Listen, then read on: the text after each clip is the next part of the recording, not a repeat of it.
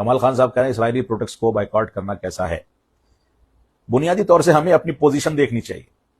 ہم کن چیزوں میں اغیار کی ایجادات کو استعمال کر رہے ہیں. موبائل فون، سوشل میڈیا سے لے کر کے لاؤڈ اسپیکر، مائک، مسجدوں کے اندر اختیار کیے جانے والے وسائل، ان میں سے اکثر چیز اغیار کی ایجاد کردہ ہے.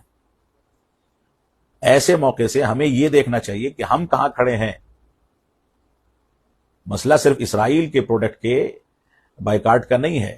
اگر آپ دوسری اقوام کے طرز عمل پر غور و تدبر کریں گے، دوسری اقوام نے بھی ہمارے ساتھ بدسلوکی کر رکھی ہے، ظلم و جور کر رکھا ہے.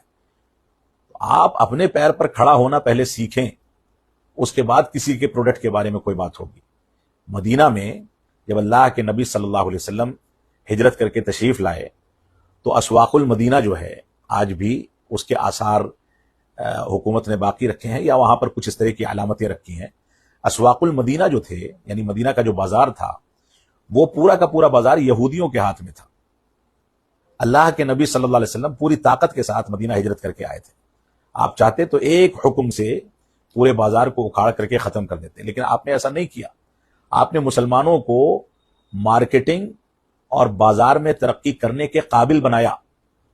یعنی یہودیوں نے جو ترقی کر رکھی تھی اس سے زیادہ ترقی یافتہ قوم مسلمانوں کو بنایا.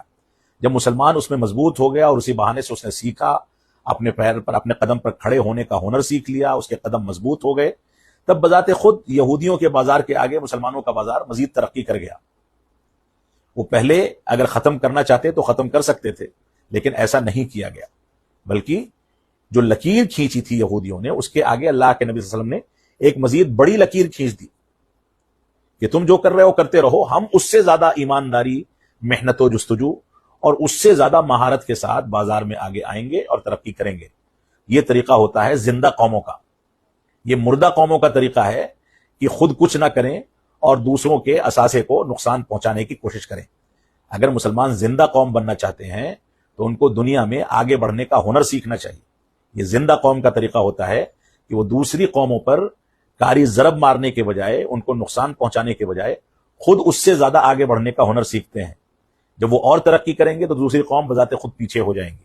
لیکن آپ دیکھ لیں ہندوستان میں 70-80 سال آزادی کو ہو گئے، یا اس سے پہلے کے دور سے آپ دیکھ لیں مسلمانوں کی تاریخ، تعلیم کے میدان میں، اسلامی تربیت کے میدان میں، دنیاوی ترقی کے میدان میں مسلمان کہاں کھڑا ہے؟ ساری کی ساری چیزوں کا انحصار دوسری قوموں پر ہے. ایسی صورت میں آپ بائیکاٹ کر کے اپنے نقصان کے بجائے کیا کریں گے؟